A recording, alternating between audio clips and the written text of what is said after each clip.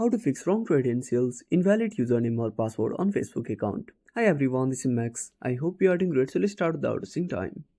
First of all, open up Facebook and tap on forgotten password.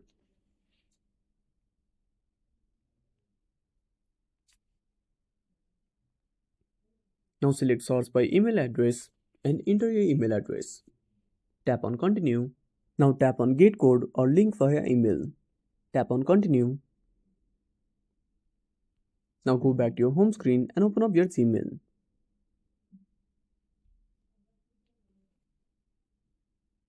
Now open up the mail and copy the code.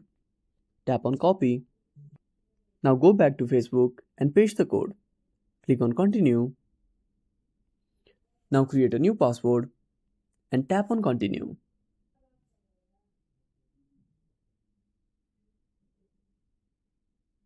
And that's it. If you found this video helpful, smash that like button and subscribe our channel for more awesome content. Have a burning question or such a topic? Drop down a comment below. This is Max signing off until next time.